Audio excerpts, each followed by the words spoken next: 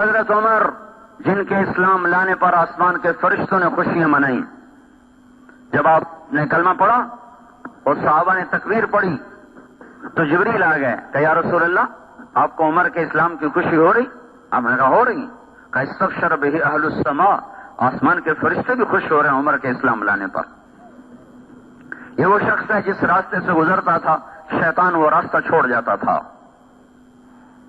اور یہ وہ شخص ہے کہ آپ نے فرمایا عرفات کے میدان میں سارے صحابہ موجود ہیں 1.25 لاکھ، تو آپ نے کہا اس وقت اللہ تعالیٰ میرے صحابہ پہ فخر کر رہا ہے، عمر بن خطاب پہ خاص طور پہ فخر فرما رہا ہے۔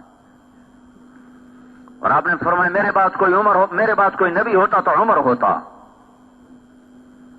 وہ شخص ہے، اور آپ نے کہا میرے 2 وزیر زمین میں 2 آسمان، زمین کے ابو بکر اور عمر، آسمان پہ جبریل و میکائیل۔ ایسے بلند مقام کے شخص،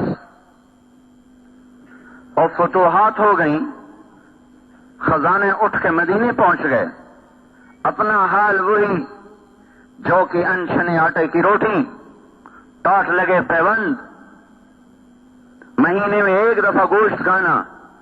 صحابہ نے مشورہ کیا بہت مشقت میں ہے عمر، ان کو چاہیے کہ اب نرمی کریں، کوئی نوکر رکھیں، اچھے کپڑے پہنیں، اچھا کھانا کھائیں، بڑے بڑے بادشاہ آتے ہیں ملنے کے لیے، اب ان کی مجلس ہونی چاہیے، اعلیٰ نظام ہونا چاہیے، سسٹم ہونا چاہیے، تو ان سے بات کی جائے۔ کون بات کرے؟ یہاں آ کر سارے چپ، کون بات کرے؟ کسی کو ہمت نہیں ہو رہی، تو انہیں آپس میں مشورہ کیا حضرت حفصہ بات کریں، حضرت عائشہ بات کریں، دونوں امہات المومنین ہیں، تو ان کی قدر کریں گے، ان کی سن لیں گے۔ حضرت علی نے فرمایا مانیں گے کوئی نہیں، کر کے دیکھ لو۔ تو یہ دونوں مائیں تشریف لے گئیں، ایک تو بیٹی ہیں، استقبال کیا، بٹھایا، حضرت عائشہ نے بات شروع کی، امیر المومنین، اللہ تعالیٰ نے اپنے نبی پر دنیا کا دروازہ نہیں کھولا تھا، وہ دنیا سے ایسے ہی چلے گئے، نہ دنیا آئی نہ انہوں نے اس کو چاہا۔ میرے باپ نے حکومت سنبھالی، نہ دنیا آئی نہ انہوں نے چاہا، نہ کھلی نہ انہوں نے کھلوائی، وہ بھی دنیا سے ویسے ہی چلے گئے۔ اللہ تعالیٰ نے آپ کی برکت سے اسلام کو زندہ کیا، اور ساری دنیا میں اسلام کا ڈنکا بج گیا، ساری دنیا کے خزانے اٹھ کے مدینے آ گئے ہیں۔ اب وہ زمانہ نہیں رہا، آپ اپنے اوپر رحم کھائیں اور اپنے طرز زندگی بدلیں۔ آپ اتنے موٹے کپڑے پہنتے ہیں، جسم کو تکلیف ہے، آپ نرم کپڑا پہنیں۔ اب آپ پر بڑھاپا طاری ہے، آپ اتنی سخت غذا کھاتے ہیں، آپ اپنے لیے نرم غذا کریں۔ آپ کو خدمت کی ضرورت ہے، کوئی نوکر رکھیں۔ آپ کے پاس بڑے بڑے وفد آتے ہیں، آپ کوئی مجلس ہو، اچھی پوشاک ہو، اچھا کپڑا ہو، یا برائے مہربانی آپ ہماری اس بات پر غور فرمائیں۔ اور حضرت عمر کا رنگ تبدیل ہو رہا۔ جب بات ختم کی تو کہنے لگے تمہیں کس نے بھیجا میرے پاس؟ کہنے لگی پہلے آپ ہاں نہ تو کریں۔ تو فرمایا کہ اگر مجھے پتہ چل جائے جنہوں نے تمہیں بھیجا میرے پاس تو میں مار کے ان کے چہرے کالے کر دوں۔ پھر اپنی بیٹی سے مخاطب ہوئے، حضرت حفصہ سے، کہنے لگے تو گھر والی ہے اور گھر والے کو پتہ ہوتا ہے گھر میں کیا ہے، تو بتا تیرے گھر میں اللہ کے نبی نے کبھی زندگی بھر 2 وقت کھانا کھایا؟ کبھی زندگی میں 2 وقت کھانا کھایا؟ صبح کھایا تو شام نہیں کھایا، شام کھایا تو صبح نہیں کھایا؟ کیا تو اس پر اقرار کرتی ہے کہ اللہم نعم، کہاں میں اس پر گواہ ہوں۔ کیا تجھے یاد ہے کہ ایک دفعہ تو نے میز پہ کھانا رکھ کے دیا تھا تو حضور کے چہرے کا رنگ بدل گیا تھا، غصے کی وجہ سے تو انہوں نے میز سے کھانا اٹھا کے زمین پہ رکھا تھا، زمین پہ بیٹھ کر کھایا تھا کہ میں غلام ہوں، مجھے شاہی پسند نہیں ہے۔ ایک دفعہ حضرت عائشہ رضی اللہ تعالیٰ عنہ نے، الگ واقعہ سنا رہا ہوں، حضرت عائشہ رضی اللہ تعالیٰ عنہ نے عرض کیا یا رسول اللہ آپ کیسے بیٹھے ہیں؟ آپ ذرا ٹیک لگا کے کھائیں، آپ کو آسانی رہے گی۔ تو آپ بجائے ٹیک لگانے کے آپ جھکتے آپ نے اپنی پیشانی زمین پہ لگا دی کہ نہیں، میں تو غلام ہوں، میں کیسے ٹیک لگا کے کھا سکتا ہوں؟ میں اپنے رب کا غلام ہوں، میں غلاموں کی طرح کھاؤں گا، میں اسے دکھانا چاہتا ہوں کہ میں تیرا بندہ اور تیرا غلام ہوں۔ پھر فرمایا تجھے بستر یاد ہے کیا تھا تیرے نبی کے گھر میں؟ کہ جی ہاں، ایک ٹاٹ تھا جس سے رات کو دوہرا کر دیتی تھی، دن میں پھیلا دیتی تھی۔ آپ نے فرمایا تجھے وہ رات یاد ہے جب ایک دن تو نے ایک تہ اس کی اور لگا دی تھی، دوہرے کی بجائے چوڑا کر دیا تھا، تو صبح پھر حضور نے پوچھا تھا حفظہ میرا بستر بدل دیا؟ کہ نہیں یا رسول اللہ وہی ہے، ایک تہ اور لگا دی تھی تاکہ نرم ہو جائے۔ تو آپ نے کہا تھا میرا بستر ویسا ہی کر دے جیسا یہ تھا، میں یہ نرمی پسند نہیں کرتا، میں اپنے رب سے باتیں کرتا ہوں، اس ٹاٹ کی نرمی نے مجھے اٹھنے سے روکے رکھا۔ بول تو گواہ ہے؟ کہ میں گواہ ہوں۔ کیا تمہیں یاد ہے حضور کا ایک ہی جوڑا ہوتا تھا؟ کہ جی ہاں۔ کیا اسے خود دھوتے تھے؟ کہ بالکل۔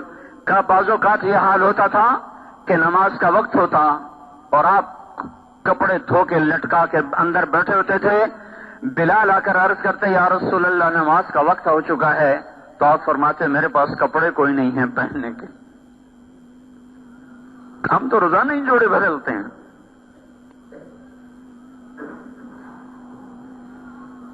اور نماز میں تاخیر ہو جاتی تھی کہ آپ کے پاس دوسرا جوڑا نہیں ہوتا تھا کہ جا کے نماز پڑھا دیں۔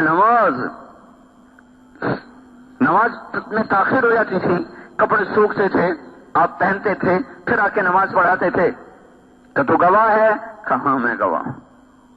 کہ تجھے یاد ہے ایک دفعہ ایک عورت نے 2 چادریں ہدیے کے لیے بھیجنے کا کہا تھا، اس وقت آپ کے پاس ایک جوڑا بھی نہ رہا تھا، تو اس نے ایک چادر بھیج دی تھی اور ایک چادر بھیجنے میں دیر کر دی، نماز کا وقت ہو گیا تو آپ نے ایک ہی چادر کو اپنے جسم پہ لپیٹ کے جا کے نماز پڑھائی تھی۔ یہ وہ ہستی ہے جن کے اشارے پر جنت کے زرق برق لباس اتر سکتے تھے، جنت کی سواریاں ان کے گھوڑے دروازے پر براق باندھے جا سکتے تھے، دسترخوان سجائے جا سکتے تھے۔ کیا تجھے یاد ہے؟ کہ جی بالکل یاد ہے۔ کہ پھر مجھے کیا سبق پڑھانے آئی ہو؟ جاؤ ان لوگوں کو بتا دو کہ 3 ساتھی تھے، 3 راہی تھے جو ایک منزل پر چلے، ایک راستے پر چلے، ایک چلا پہنچ گیا، دوسرا چلا پہنچ گیا، تیسرا راستے میں ہے، راہ میں ہے، ان کے قدم بقدم چلے گا تو پہنچے گا، اگر ان کے قدموں سے ہٹ گیا تو بھٹک جائے گا۔ لہذا بتا دو ان کو کہ اس ذات کی قسم جس کے قبضے میں عمر کی جان ہے، میں اپنے آپ کو اسی تنگی میں رکھوں گا کیونکہ میں نے اسی حال میں اپنے نبی سے جدائی، میرا نبی مجھ سے جب جدا ہوا تھا تو میں اسی حال میں تھا، میں اس حال کو نہ بدلوں گا یہاں تک کہ میرا رب مجھے اپنے ساتھیوں سے ملا دے۔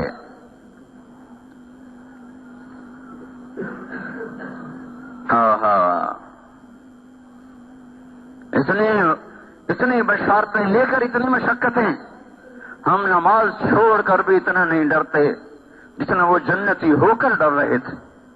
اس کو کتنے جمعے میں آئے بیٹھے ہیں، یہ ہر دفعہ مجھے پریشان کر دیتے ہیں اور مجھے رلا دیتے ہیں کہ یہ باقی نمازوں میں کہاں غائب ہو جاتے ہیں، انہیں کیا ہو جاتا ہے، کیوں ان کا ایمان جا کے گم ہو جاتا ہے، کیوں ان کا ایمان بیدار نہیں ہوتا؟ کیا یہ ندا صرف 8ویں دن آتی ہے کہ آ جاؤ مسجد میں؟ یہ تو 5 دفعہ ندا پڑتی ہے، حی علی الصلاۃ، آ جاؤ آ جاؤ آ جاؤ۔ اس وقت میں کیوں نہیں قدم اٹھتے؟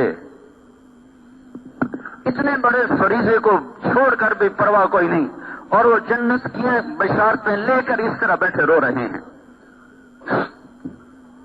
اور نماز میں ہی جان پیش کی اللہ کو۔ خنجر نماز میں لگا، ہوش میں آتے ہی پوچھا مجھے کس نے مجھے خنجر مارا؟ کہ مجوسی نے کہا شکر ہے میرے مولا تو نے کسی مسلمان کے ہاتھ میری موت نہ لکھی، ایک کافر کے ہاتھ مجھے شہادت اعلیٰ نصیب فرمائی۔ جب بچنے کی امید ختم ہو گئی تو اپنے بیٹے کو بلایا۔ اب دیکھو وہ کہتے تھے میں قدم بقدم چلوں گا تاکہ اپنے ساتھیوں سے مل جاؤں، دیکھو اللہ نے ملایا کیسے۔ جب بچنے کے آثار ختم ہو گئے تو اپنے بیٹے کو بلایا کہ بیٹا جاؤ اما عائشہ سے پوچھ کے آؤ کہ عمر اپنے ساتھیوں کے پاس دفن ہونے کی اجازت چاہتا ہے، اجازت دے دے تو مجھے وہاں دفن کرنا، نہیں تو جنت البقیع میں جا کے مجھے ڈال دینا۔ اور ان سے کہنا کہ عمر پوچھ رہا ہے، یہ نہ کہنا امیر المومنین پوچھ رہا ہے، میں امیر المومنین نہیں ہوں۔ حضرت عبداللہ بن عمر آئے, دروازے پر دستک دی. ام عائشہ نے اندر آنے کی اجازت, تو اندر بیٹھی رو رہی تھی, وہ بھی سارا مدینہ رو رہا تھا, سارا اسلام ہی رویا عمر کے مرنے پر. تو انہوں نے عرض کی, اما جان میرے باپ کی یہ تمنا اور خواہش ہے, آپ سے اجازت چاہتے ہیں. تو حضرت عائشہ رضی اللہ تعالیٰ عنہا رو پڑی. مزید فرمایا کہ یہ جگہ تو میں نے اپنے لیے رکھی ہوئی تھی کہ میرا باپ بھی یہیں دفن ہے, میرا خامد بھی یہیں دفن ہے, میں بھی یہیں دفن ہو جاؤں گی, لیکن اگر عمر یہ جگہ چاہتے ہیں تو عمر مجھ سے زیادہ اس جگہ کا حقدار ہے, میری طرف سے اجازت. وہ کہہ رہے تھے میں انہی قدموں پہ چلوں گا جس پر وہ دو چلے تھے تاکہ میں ان کے ساتھ مل جاؤں. اب ملنے کے اسباب پیدا ہو رہے ہیں. انہوں نے آ کر بشارت دی, ابا جان ابشر, بشارت ہو, کام بن گیا. کہ نہیں, شاید میرے شرم میں اجازت دے دی ہو, جب میں مر جاؤں جنازہ پڑھ چکو جا کے پھر رکھ دینا, ایک دفعہ پھر اجازت مانگنا, اجازت ملے تو لے جانا, نہیں تو واپس لے آنا, بقی میں ڈال دینا. اتنی بڑی کامیابیوں کے ساتھ یہ شخص جان کی بازی ہار رہا ہے, لیکن ان کے آخری الفاظ سنو. جب محسوس ہوئے سکرات تو فرمایا, بیٹا عبداللہ کی گود میں سر تھا, کہ بیٹا مجھے زمین پہ ڈال دے, میرا سر زمین پہ ڈال دے. تو حضرت عبداللہ بن عمر نے سر زمین پہ ڈال دیا, تو اپنے گال مٹی میں رکھ دیے, ایسے مٹی میں, اور یوں یوں ملنے لگے, ایسے ایسے ایسے ایسے ایسے, اور کہنے لگے ویل لک یا عمر ان لم یغفر لک ربک, اے عمر تو برباد ہو گیا اگر تیرے رب نے تجھے معاف نہ کیا.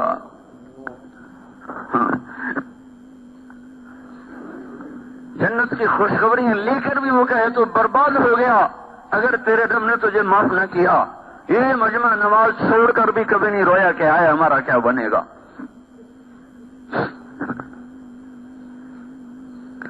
سارا دن ظلم ہی ظلم ہے.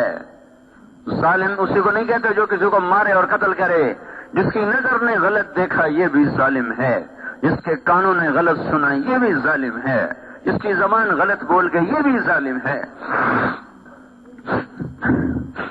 یہ ایسے اونچے انسان, اے اللہ اگر تو نے عمر کو معاف نہ کیا تو عمر ہلاک ہو جائے گا, یہ کہتے کہتے کہتے ویل لک یا عمر ان لم یغفر لک ربک, اور کہیں تھا ویل لک ولامک یا عمر ان لم یغفر لک ربک, عمر تو بھی برباد, تیری ماں بھی برباد اگر تیرے رب نے تجھے معاف نہ کیا.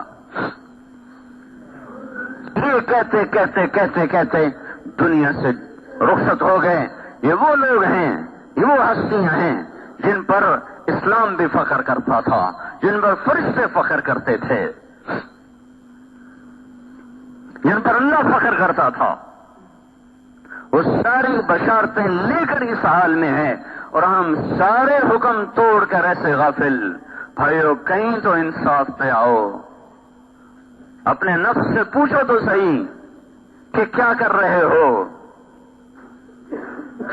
اپنی عقل سے سوال کرو, اس سوئے ہوئے ضمیر کو کسی رات کی تنہائی میں بیدار کرو کہ کیا کر رہے ہو, کس چیز پہ محنت کر رہے ہو, کن چیزوں کے پیچھے بھاگ رہے ہو.